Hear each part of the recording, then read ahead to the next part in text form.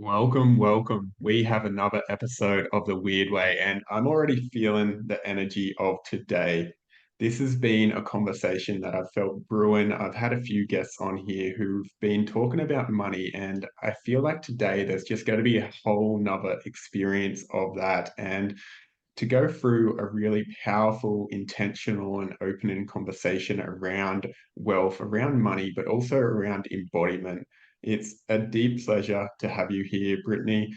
So, I wanted to introduce you as the Sex Magic Money Queen, because I know that was just addition to your bio. And I feel like before we go anywhere, we're going to need an explanation of what that means to you so people can begin to connect to that as well. Oh, do you know how nice it was actually hearing you say that to me? Was just like, oh yeah, there it is. But it's just really interesting because owning this part of myself and really claiming it and being seen in it is like such an edge. But the truth behind it is it's been a long time coming, and being able to understand those massive wealth codes that I'm here to unlock in people through the portal of literally sex magic and owning your queendom, your king, whatever it is. It's just like that right there is what truly explodes your ability to receive and attract your full purpose, your full mission, and your full money codes because of it. So I finally landed in my identity, and I've been avoiding her for like a year. So it's really nice to hear it. Mm. I always love that piece. As we step into a new identity, there seems to be this resistance of, oh, I don't know, that's not me. I don't want to be that person. I'm not ready to step into that. Who do I think I am? And then the moment it lands, it is so powerful and potent. And Yeah. and I feel like it's important to give the listeners an idea of what it is you do, like in that realm, because yes, you are the sex magic money queen, and I'm going to iterate that a few times because I can feel that aliveness. But also let them know, like, what is your work around so they can connect to that part of it as well. And someone at your caliber and I guess journey who's experiencing, oh, I still go through the transition of my identity and that initiation into the next stage as well. Well, it's really interesting because through this process, what I do is allowing people to really claim more of themselves and their sacred ancient codes. Because as we know, well, for the most part, that we've been here many, many times, and being able to reclaim these pieces of ourselves and reclaim our priestess frequency. And also, men were priestesses too. Like, this is not just singular for women. Being able to reclaim these energetics and frequencies within us then allows you to walk your sacred path, allows you to walk your sacred service, allows you to walk back in who you definitely are. And what's really interesting in this scope of things, it's like there is so many things about manifestation, there's so many things about money, there's so many things about just being a human, and it's all in our head, and it's all this projection outwards, and it just constantly gets us feeling um I don't know, like watered down, or just like you're not enough, and it makes you meet your ego constantly. But what's really interesting about like sacred sex magic, it's all about coming back into deep levels of embodiment, knowing what I call the clarity orgasm, where it's just like undeniable. Like it's just like it's so in your body. And it's like once you have those experiences of complete body awakening, that's when you're allowing yourself to really shift and pivot onto your full path. And that's where money meets you. That's where magnetism meets you. That's where your full purpose meets you, as opposed to how can I logically get myself there, as opposed to wait, who do I need to remember myself as? Who do I actually need to come back to? And that's your priestess. That's the sex magic. That's all of those things. And like you said, with every identity, there's always resistance. And it's just so interesting because I've been doing this for a while. And every time I go through this death and rebirth phase where I'm getting the download, I see it there. It's like meeting me everywhere. And I will deny it. I will push it away. I'm like, because who the hell do I think I am to create massive wealth goes, who the hell do I think I am to be this embodiment of a priestess? Who the fuck do I think I am to really create this? And what's so interesting is the more you resist it, the more it will persist, but also the deeper the rock bottom and the rut will be in it. So word to the wise is just lean in from the get-go. Don't avoid it. Ask yourself, how can you move into this deeper? But the identity in that resistance piece is a massive part of reclaiming who we are so that our money and our magic and our magnetism gets to meet us there. I love this piece, and we had a little engagement the other day around the feather, the brick, and the bus. And for Mm, me, this is the attunement of how deeply are we listening to what wants to emerge. And in this, the ego, for a lot of people, it is attributed to being like great and grand. And it's like, I'm so great, it's my ego. But what you shared there, it was like the ego's resistance to being great. And so it wants to keep oneself safe. And this is the, I think, coin a lot of people don't talk about is that ego isn't just saying, hey, I'm so great, but it also is keeping us trapped in the former identity because there's a safety for the ego in that. And it's like, if I just stay as this person, then I don't have to change and I don't have to go through that egoic death where it's like, who am I? Like, what am I actually here for? And stepping into the fullness of that. And and I think this is one of the traps that people experience because it's like they think the ego death is something that makes us smaller or contract. But there's this expansion where we can actually be like, oh, my ego wants to die, but that means I become more. So yeah. could you speak into that process of dying to become more? Well, that is literally my forte. Like, seriously, the amount of deaths that I've had to experience, just like all of us, Mm. I'm not special, but like that is seriously like part of my life's work is being able to let things die.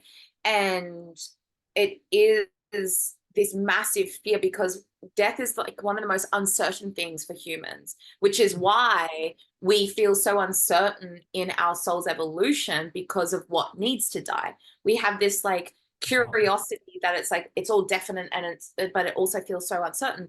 But within this, it's really fascinating because the more that we can be with that ego part, or the more that we can reflect on what actually needs to die, it is just showing us constantly more of ourselves, but we're just so deeply attached to who we are, what that means, and what we make it mean about ourselves that the resistance feels so much more uncertain. And that's why we just play in that pool of smallness. That's why we just play in all of those fields and frequencies of, well, this is enough. And you're gaslighting yourself into settling. You're gaslighting yourself into be like, it's fine. It's all good. This relationship's perfect. No worries. Keep doing it. No worries. Like my business, like if I keep going like that, it's fine. But the more that you don't allow yourself to move through that contraction and allow your ego to die so that you can become more of yourself, you're literally delaying the inevitable of your success.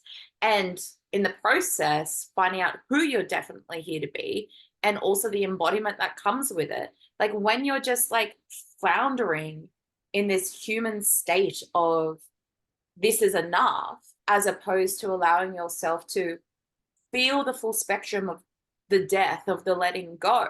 Like, I kind of feel like if you're not giving yourself that, not that you're undeserving, but it's almost unwarranted as to why you feel like you could actually get further than what you want. If you're not ready to be in that absolute like fucking pit, then again, I'm not saying that you're not deserving, but how can you really say you want it? How can you really say you want that next level of yourself if you're trying to avoid the ugly? Does that make sense? Mm. One of my coaches a long time ago, they shared with me the obstacle isn't in the way, it's on the way. And this is what I get in this. It's like to actually get to that level of success we want, that there's obstacles, there's challenges. And this is also on an internal sense of reality. It's like, oh, what do I believe about myself that wouldn't allow me to have the abundance, the joy, the liberation that I'm actually here to desire? That I actually am here for. It actually stops us from that. So if we're not willing to go through that, It's like, how can I actually receive the fullness of what I'm here and being asked of? And uh, for me, there's a piece of aliveness in this because people are like, oh, I understand that. I see where I'm not allowing myself to die, or I can feel, oh, maybe this isn't the way I want it to be in my life right now.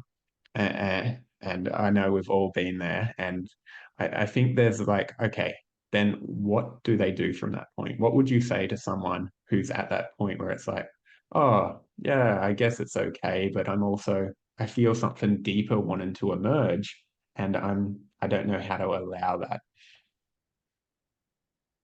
One thing I tell all of my clients, and that it's a hill that I will die on, is fear is the portal to your magnetic manifestation, whatever the fuck it is. So, whatever it is that you are fearing right in this moment, maybe it's fearing leaving that job, maybe it's fearing like fully being seen in your identity, maybe it's fearing like letting people go. That's like the biggest thing, letting people go. And I played in that field so fucking much. But it's like the more you fear something, the more it is being signaled to you that that is the exact way you need to go. If you're guaranteed to know that on the other side of walking through that fucking fear, that you will receive that version of you that is like fucking adorned, that is worship, that is just given the blessings for that season in your life, like, why the fuck would you not put it all in black? Like, that's the thing. It's like everyone's just like, I'm just going to do a bit here, I'm going to do everything here, and whatever. But it's like, go all on black. Like, literally, put all your fucking chips there. Trust me, roll with it. And if you can actually move through that fear, and it's so fucking painful. Oh my God, it's so fucking painful. Like, you'll go through the 5 stages of grief, like all of those things. And you're like, fuck, have I done the right thing? Everything's going to just like fall through your ass. And you're like, oh my God, am I actually an idiot? But it's like if you keep on persisting with walking through that fear, because there's layers to that fear, holy shit. What wants to welcome you on the other side is nothing short of euphoric for that season. And I keep referencing that because it's not a one and done thing. It's a constant evolution. Like whatever that fear that's present right now is going to give you your blessings. Yeah, cool. And then your blessings are like, oh, well, that was fucking amazing. That was abundant, delicious, yum. And then all of a sudden it's like, oh, there's another huge fucking fear. Walk through it again. And I know that that's so easy to say, and I still struggle with it, but it's just like, what the fuck am I fearing right now?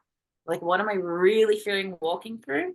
And I was like, oh shit, like you can't run from that. The more that you ask yourself that question, you have to be so much more responsible for your journey, and you have to give yourself to, like, yeah, put it all in black.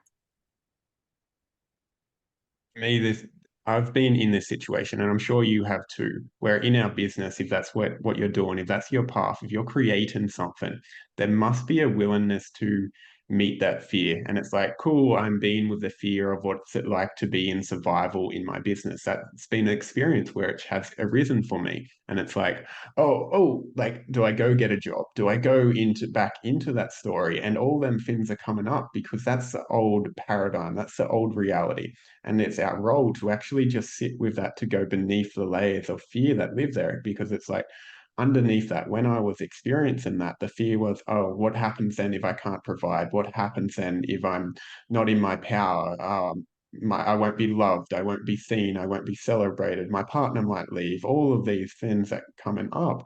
But under it was this feeling of not being deserving of being loved for who I am.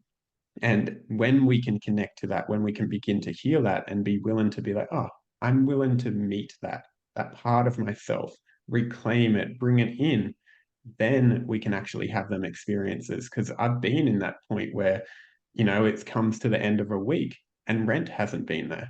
This happened like over a year ago. It's like, oh my God, I need to do something. And then when I surrendered into it, trust.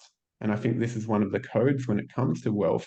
And I want to go into this conversation is doing everything we can and then letting go. And then on that day, the clients come in when I've moved through the fear, when I've been willing to meet that. And it's like, oh, I needed to meet that survival identity to go through that process, to feel that in embodied way and go through that. And there's for me this element of we need to trust in the process, trust in the vision that it's going to move through us and it's guiding us to our highest potential. And I'm curious of what you've witnessed in that space when we're on that path to our vision, which for me is our potential, and then actually having that moment where we need to surrender, to trust in the unfolding. Mm. Well, I always say that that's just, it's our worst case scenario. Like we will have our vision, and then on the other side of our vision is our worst case scenario. And until you've become friends with your worst case scenario, it will show up and knock on your door. And what's really interesting is, like you mentioned, how it was really when you got to that point where you just had to trust and surrender, where it was just like you became detached. But also in that same moment, I'm sure you also like kind of told yourself that it's like, whatever I need to do, I'll fucking do it. But I'm also just going to trust and surrender. Because a lot of the time we think that trust, surrender is a passive action, but it's far from passive. It's a very active position that we have to take in order to build our faith and trust to surrender. Because if you're not feeling safe to surrender, you will not move past it. And safety, money fucking loves safety. And the more that you're able to build this safeguard within yourself and be like, you know what, I'm so fucking safe. Everything is okay. I'm going to be okay no matter what. That is when you're really allowing yourself to detach and things start to open up. It all comes back to that fundamental piece of safety. So, like you said, that your thing was providing and not being enough and all the things, but underneath all of that, it's just safety. Underneath not being loved is just safety, because when we're not loved, then we're alone, then we're going to fucking die because of survival and all the things, right? So being able to unify with trust and surrender is just literally to create an unshakable sense of safety within ourselves.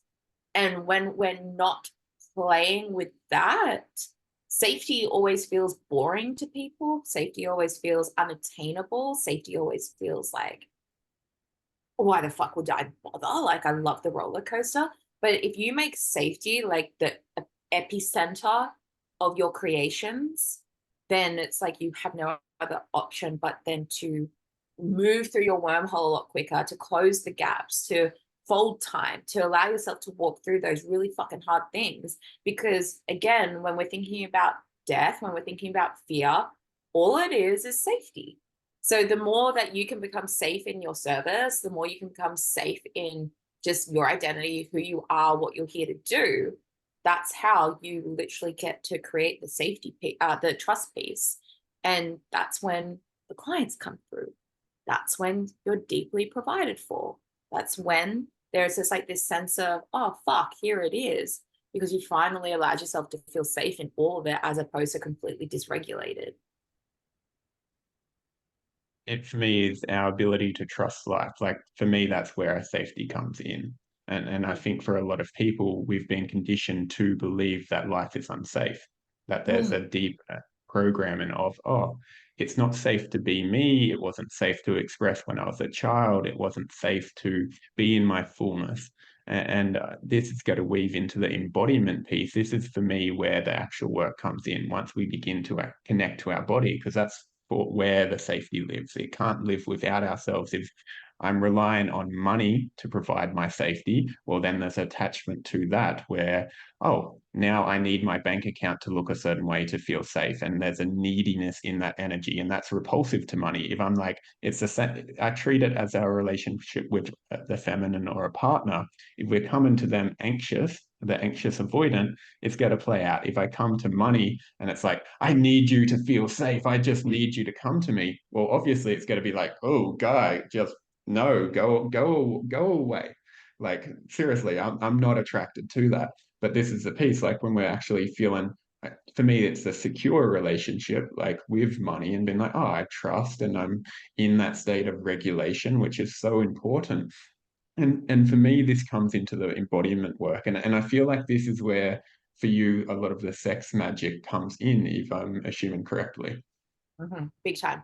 Because what's really interesting, I channeled a little while ago the manifestation codes, and we manifest in 24-week cycles in a full spectrum. So if you have a really big desire, that will manifest within 24 weeks.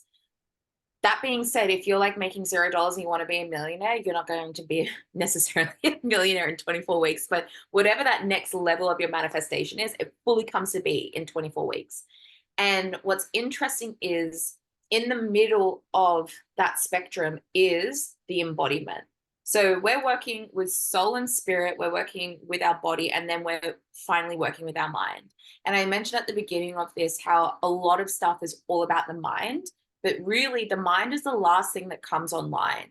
It's the final piece of the puzzle that allows you to like fully surrender and create and receive and all of the things. So before mind is the body. So the body piece, the embodiment, the faith, the safety, all of that needs to be a somatic experience. It needs to be cellular. And what better way to create a cellular experience than an orgasm?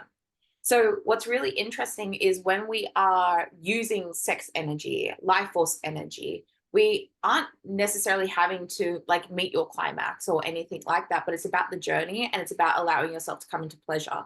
And what's really beautiful about this, it's rewiring and recoding every cell in your being. When you have an like out of this world fucking orgasm, like you feel it move out of your body. But what's really interesting is when it comes to money, as opposed to letting like your orgasm go out or your life force energy go out, we bring it back in, we call it back in, we safeguard, we allow this to be like locked into our body and allow ourselves to be like these soldiers that are programmed with certain frequencies of safety, of trust, of all the things. And it's so interesting because the typical way of sex magic is you think about your intention, you think about what you want to call in and all the things, but it's like that's not what you do whatsoever. You think about who you are.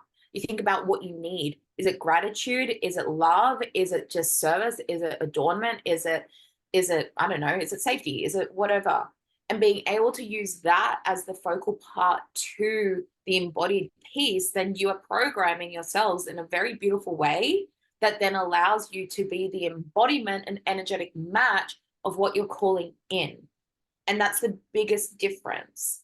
And the thing is, with our sacral energy, with our sex energy, with our life force energy, and especially as women, a lot of that was taken from us. There's a lot of like innocence that also comes then, well, a lot of innocence, which then comes with a harbored sense of, well, what the fuck is life? Like, it's never happening for me and all the things. So being able to really utilize our sacral chakra, being able to utilize sex magic is such a beautiful devotion to reprogramming not just yourself but humanity, being able to call these energies back where it's just like I have a zest for life again, I have innocence again, I have love, I have happiness, I have joy, I have all of these things. Because when I am the full on like embodiment of these energies, that's when I'm my most authentic self, I'm my most aligned self, I'm my most magnetic self, and that's where I'm manifesting from, as opposed to I'm going to get myself off so that I can manifest my $1 million business. No, that's not how we do anything. Or you do a strategy as well to be like, this is how I'm going to make my $1 million business or my 6-figure business or whatever. It's like, what the fuck are you doing? Like, cool, I love a container because we all need a strategy. But if you're putting all of that into strategy, you're missing a very, very, very beautiful part, which is literally emotional regulation, who the fuck you are, and being able to recode your cells somatically through that experience. I love this conversation so deeply right now because for me, I've been in different containers where sex magic has been a thing, and they use more of the outwards expression of like, I'm going to manifest this certain thing, I'm going to create this. And what my experience in that was it was taken my life force, which makes sense. It's like given my life force away. Yeah, it's like here's a bargain, kind of like I give you this and I get this in return. It's a covert contract with fucking life. And it's like that's not how life works. It's very like it's the dark. I don't even want to call it the dark femme, but there's a like it's a life taken energy of if we're doing that to life. It's like if I give you enough, if I give you everything, then you'll give me what you want. And there's this real pleaser energy that I noticed in myself in that experience. It's like, oh, you get what you want, and then I'll get what I want. rather than, Mm. which I love, which I've gone back to, is that actually bringing spirit through us, calling it down into us and becoming that version of ourselves that will then naturally attract it. It's a very different energy because it's like calling more of ourselves home. So, of course, we're going to receive more. It's not this give and take, it's this give and receive that's natural. It's what in Quechuan language they call irony, sacred reciprocity.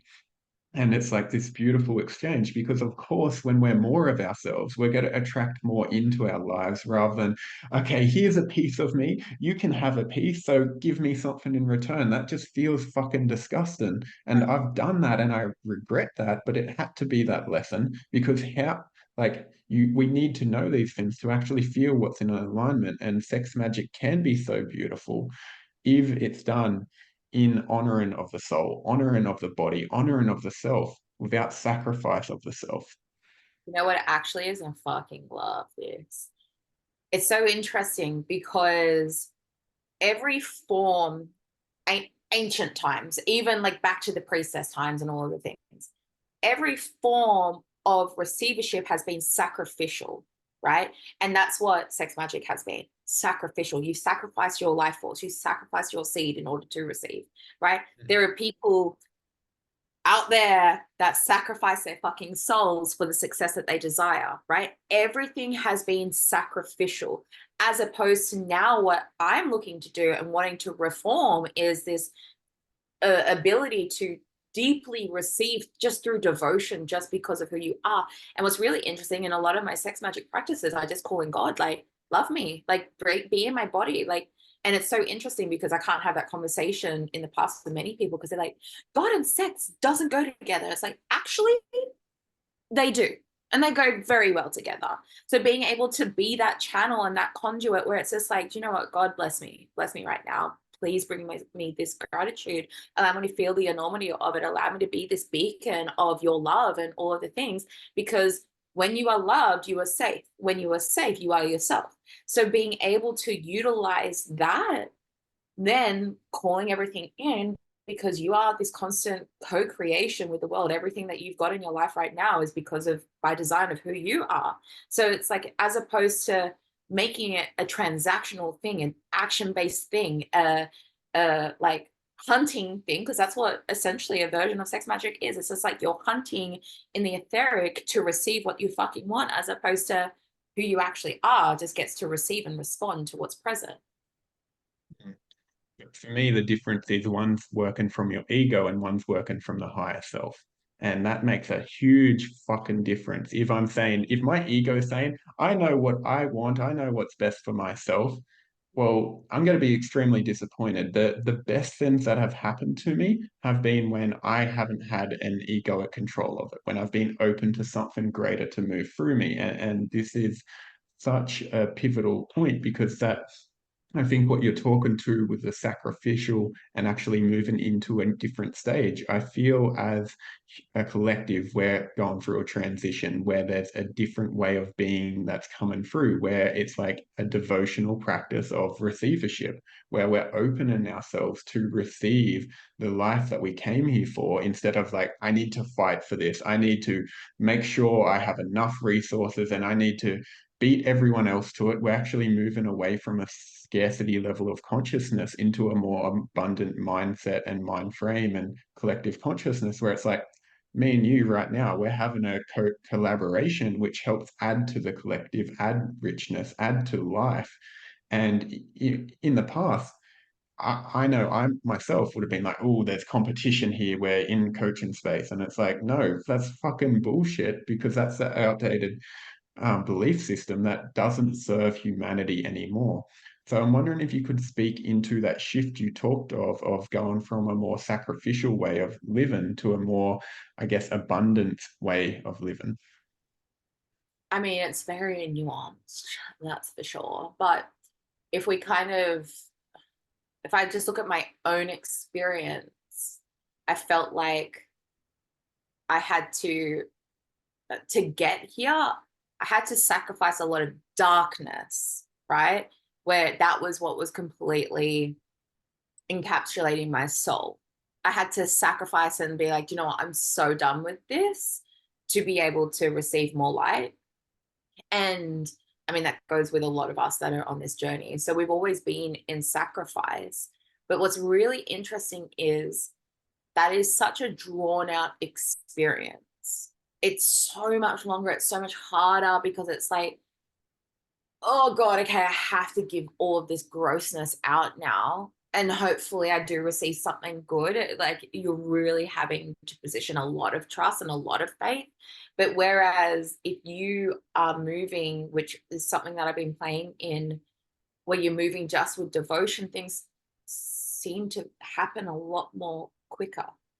Things really start to be attracted to you in a lot like like undeniable ways. And it's interesting because a lot of the time people kind of even look at their investment into themselves as a sacrifice, right?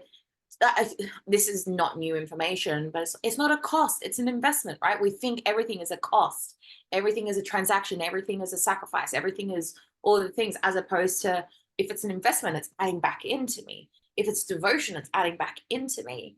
And I feel like once we can really cross that bridge collectively and allow it to be like the complete abundant mindset of I'm receiving through this, I'm receiving through this, as opposed to what do I have to give of myself to create that? That's when it gets really fucking hard. And that's also when people kind of have a knee jerk reaction to a container because it's just like they see it as a cost. And so they will be shown it as a cost. Like it's like things fucking like the tower card, like it just goes boom, like it blows up in your face, right? As opposed to being able to work with it as how can I just let more in, which then pushes out the rest. I think for the species at the moment, we have this mindset where we're used to taken from the world. Like we go into nature and we take. It's like, I'm going to take these resources and just do what I want with them. I've been having conversations around this lately where in indigenous cultures, we used to ask, it was, hey, can I take this tree or can I cut down this tree? Can I use this resource? And so when there's a level of investment, we've actually trained ourselves to, oh, this person is taken from me because we're taken from everything else. And it's that pattern repeated to ourselves. It's like, of course, if I'm going out into the world and thinking, okay, what can I take from it?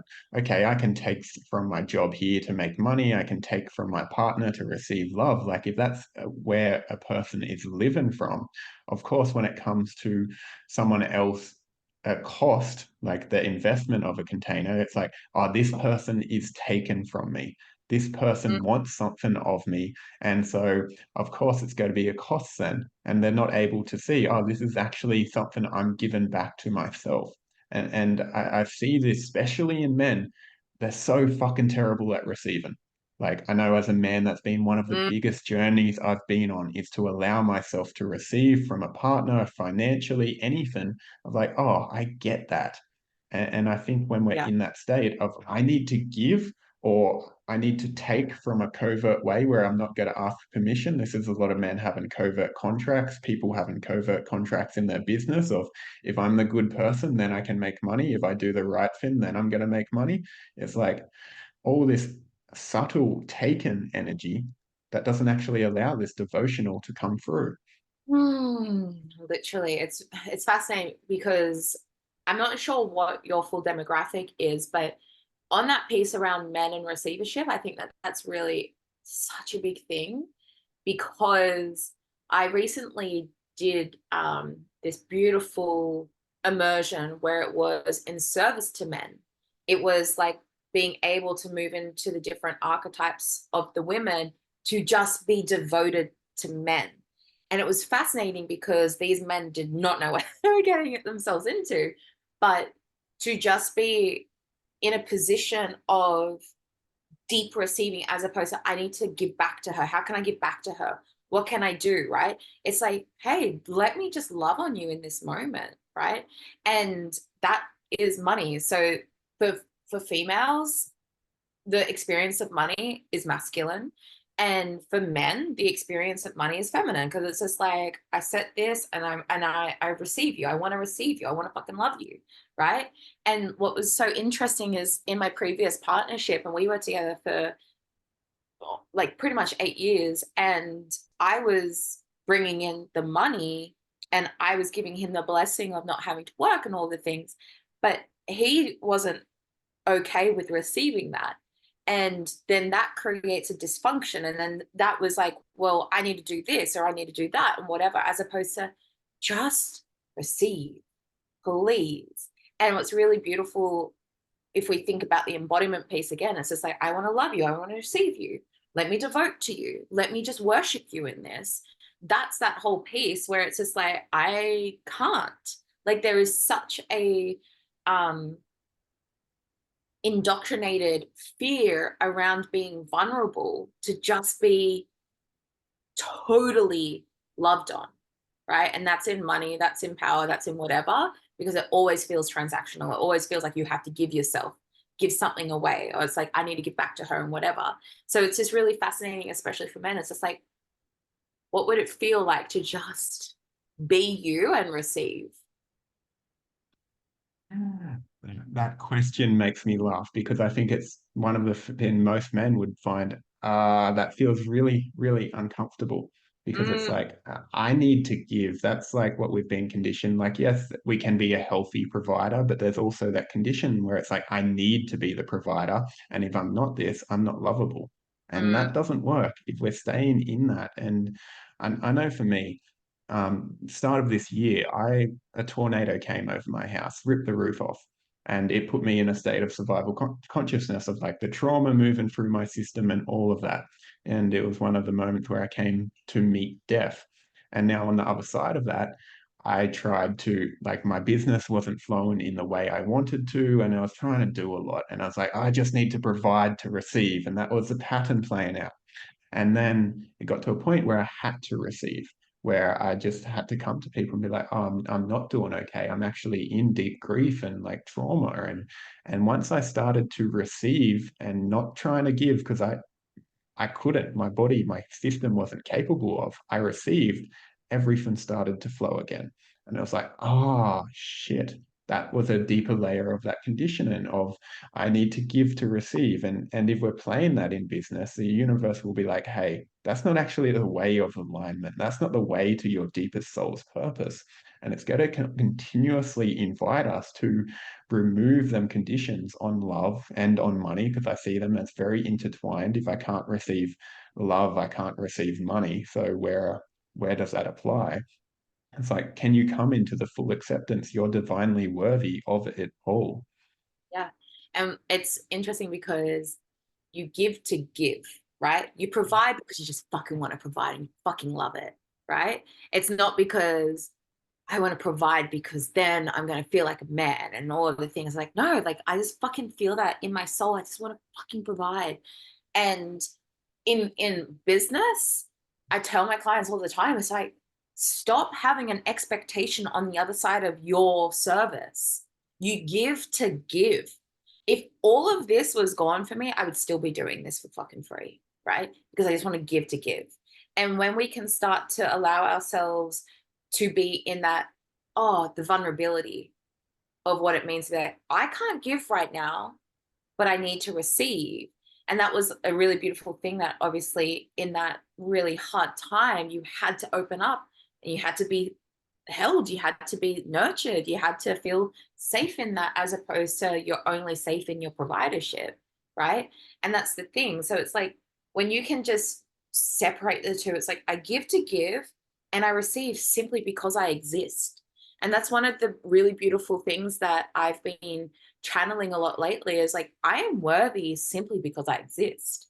I'm deserving simply because I'm fucking breathing. I am worthy because I'm a daughter of God. I am worthy because I am in that kingdom, like whatever. But we can't put our worthiness of receiving linked to anything else because that's when you're going to get fucking tested. So, one really beautiful thing is, especially in this beautiful somatic experience of sex magic, it's like using your sacred energy and if you have a greater intention, you can set a greater intention of being able to be like, yeah, I'm ready to receive more money. But then underneath that, it's just like, I'm just going to allow myself to just be so worthy because I am. There's no story attached to it. And you are so worthy of receiving love and support, even though the story was because you just went through a really hard time. Irrelevant of your hard time, you're still really deeply worthy of being loved, supported, cherished, adorned, supported, provided for in that moment, right? And so I think that's really an interesting concept because in that hardship, you finally have to be vulnerable. And also, vulnerability connects everything. I've also, the last 3 months have been really hard. I've been in a really dark place. And I had to open up to people and be like, I'm actually not okay right now. And usually I'm the one that everyone comes to, right? And I'm that the mother or whatever. And I've had to like really like pull myself out of that because it's like I'm not okay. I can't support and I can't give to anyone anymore except for I need to give to myself. But it's really fascinating because in my ability to have more vulnerable conversations, then all of a sudden you're met with more love, which is love and money. And then all of like things just start to flow like that. The more vulnerable we can be, the more beautiful life gets to be as well. Me, that piece is the more vulnerable, the more open I am to life. And the more open I am, the more like I can receive in any way, whether that be money, whether that be love, that be support. There is this beautiful piece where if I'm vulnerable in my truth and saying, this is where I'm at, like, and I know for me, like at the start of the year, there was shame around those pieces of like, oh, I couldn't give right now. And the shame was actually what was stopping me from receiving. So when I actually met the shame and admitted where I was and shared that with people, of coming to a place of truth, we come to a place of acceptance with that, of like, this is where I am. And in truth, we find love, acceptance, and then there's a beautiful experience where it's like, oh, I'm okay with where I am in some way. And then that allows where the flow to come. Because if I'm in resistance to any of that, it's like, well, I'm in resistance to life. So how could I receive if I'm saying, life, not this? I can't have that. You can't, like, that's not good enough. I'm not going to accept this. I'm not going to be okay with this because I need you to be a certain way. It's a covert contracts coming back in, which detach us from life. And life wants us to be fully in it. It wants us to be here, present, and open to the current experience where the emotion flow, where the experience, where the vulnerability lives, because then there's a beauty, there's a richness of each moment. And it's like, oh, I'm meeting life. And when we're meeting life, of course, life is like, oh, you're playing the game. I want to meet you too. Here we go. And that game is money, wealth, all the things. But it's like life is here because we're meeting life. And that's the most beautiful thing.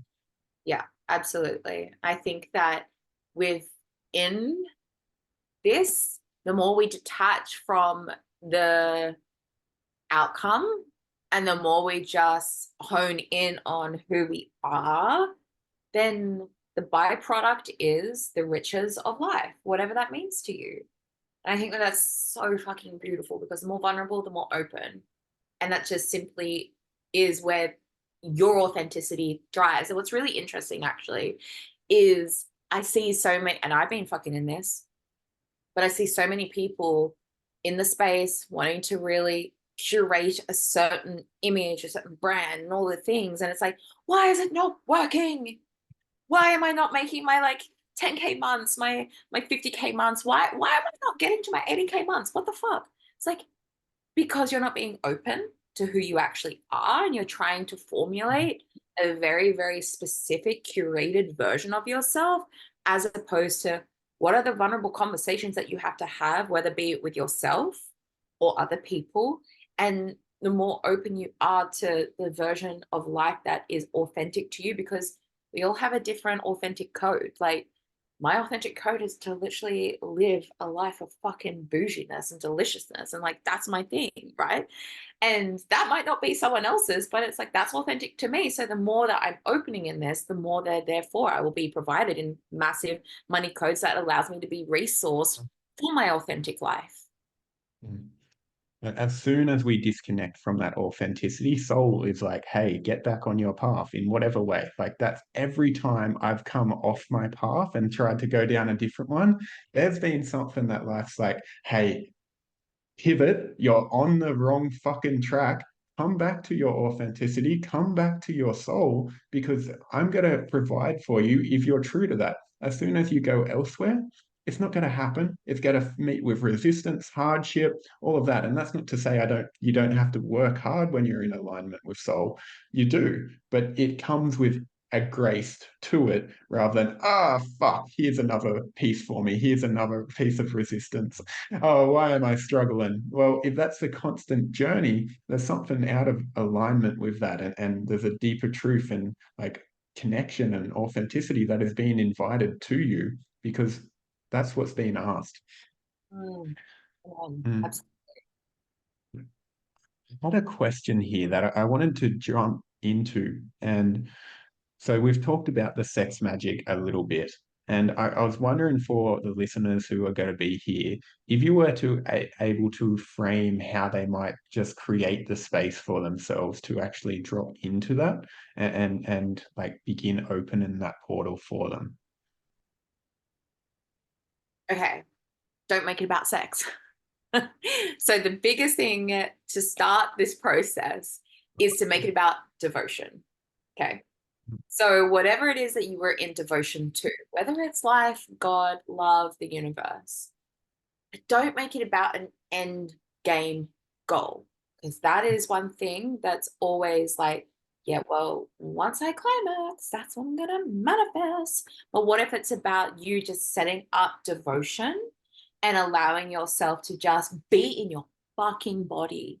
Like, get a playlist. I have plenty of playlists that allow me to journey devotion and set the higher intention to call upon your guides, God, the universe, love, whatever it is.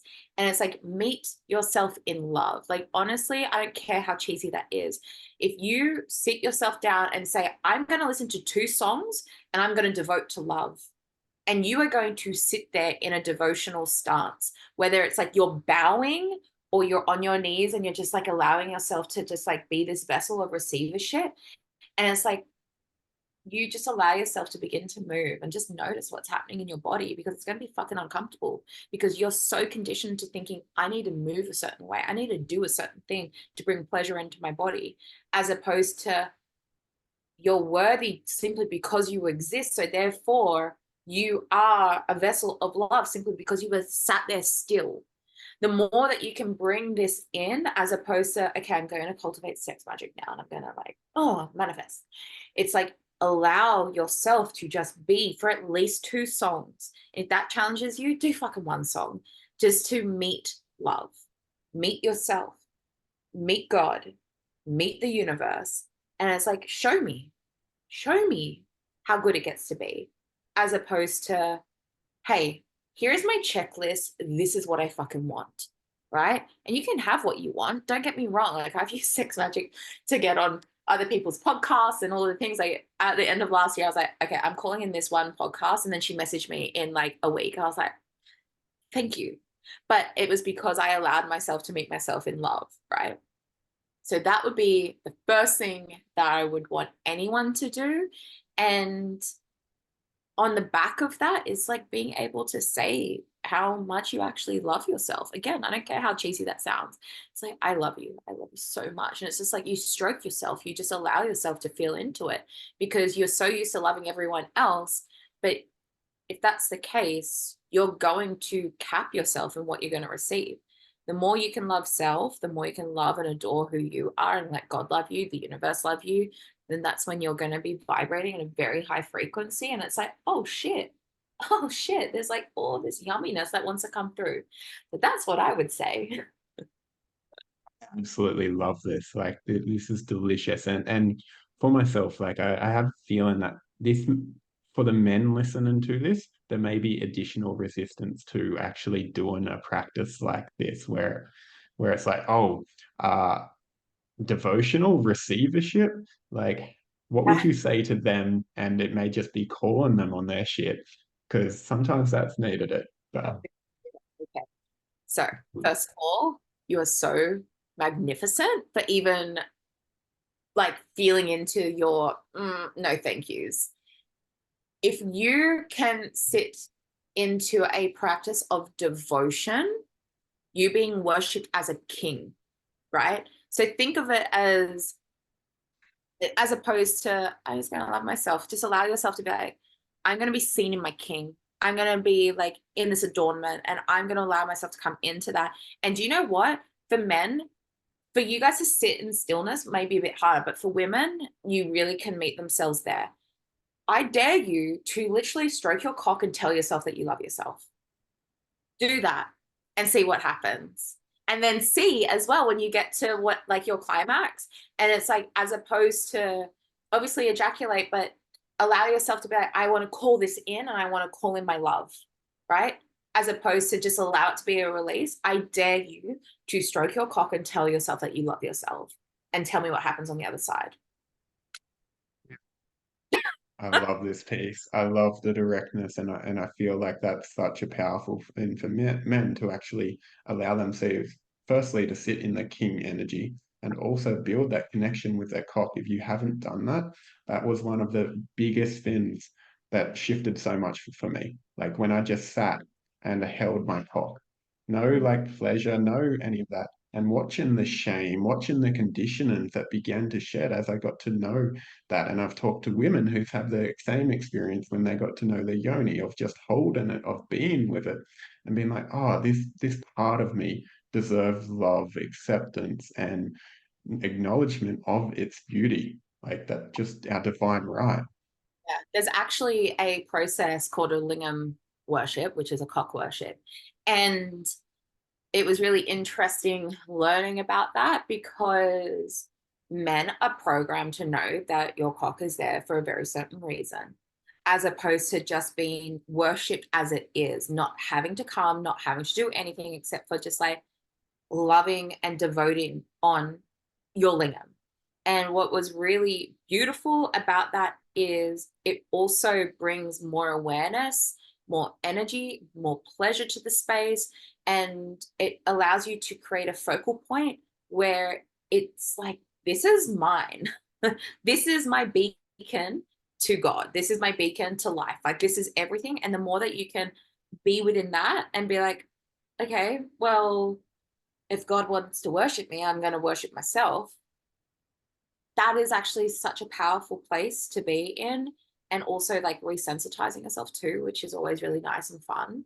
But if you can just start to be okay with disassociating it as just like this is simply for sex and pleasure, and it's more about you owning who you are, just like this entire conversation, then you are going to be a very magnetic vessel for manifestations and magic.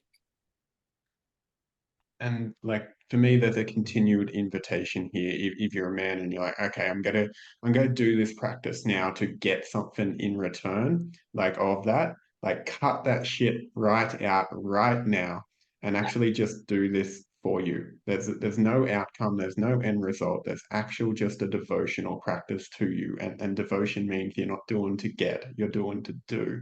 And how present, how much awareness can you bring to that moment? Because it's like, oh, I'll be more magnificent on the other side. No, that's not the point. You're missing the point.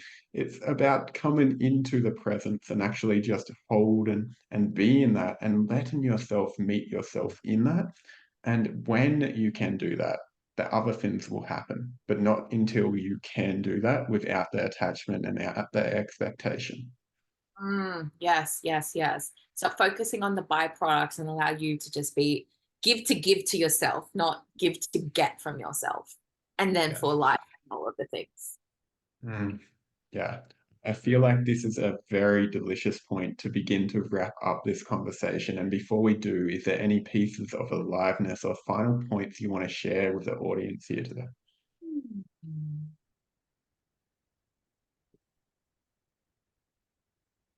I feel like the true aliveness is what I'm journeying, which is just owning who the fuck you are and that identity. Like that is the greatest gift that you can give yourself. And if you're unsure and you're like in the fucking gloop at the moment, again, coming back to devotion, where it says like, show me, just like be me, create with me, as opposed to show me what I need to do, show me where I need to go. Just like show me who I am, who I'm here to be right now. The moment that that clicks, it's like an electric bolt moves through you, and so much clarity gets to come from that. And through that clarity, then you know what you want or what you're available for. As a person, maybe over here, yeah, sure. It's like, no, if it's not this, I don't want it, right? Because there comes a certain amount of standard that is associated with your identity. And so you're all listening to this because obviously you're following Dean and you're wanting to be on service. You want to be a better person for yourself, others, whatever. So it's like, okay, well, who actually is that? And allow yourself to be like, okay, that is my full-time job right now within myself. Show me who I am, allow me to be who I am. And then everything else gets to be this beautiful conduit of magnificence that comes thereafter. And it just gets to amplify who you are. Everything is constantly amplifying you, who you are. So if you don't know who the fuck you are, nothing can happen. So come back to your identity. Oh, I love this piece. So for me, it's just this building from the inside out, like building them solid fucking foundations of the self, so that can then magnetize out to the world. And until we do that, there's got to be a hole, there's got to be something missing, and that's when we'll crumble, collapse, and be like, why isn't it working? Because there's still another piece inside that isn't whole, that isn't healed, that hasn't been brought home yet. So thank you for that transmission. Mm. Welcome. Brittney, for the audience here, if anyone's looking to connect with you, if they have questions, or if you have any offers that could really serve them, please share how they can do that. Well, you're all going to come follow me on Instagram. And I'm sure Dean's going to put that in his show notes, but it's just my name, Brittney.van.gestel. But I actually have an event coming up. The details are being brewed right now, and I feel like it's going to be in Queensland. And it's going to be a 2-day sex magic event, and it's going to be welcome for everyone. That would probably be the biggest thing I want for you guys to come and journey. Absolutely. So I'm going to give Dean the link to that, and you can put that in your show notes. Beautiful. That sounds like a magnificent time. So if anyone wants the details of that, if they want to connect with Brittney, all her details will be in the show notes below. Thank you all for joining us here on the Wyrd Way. Brittney, thank you for joining me. Thanks, Dean.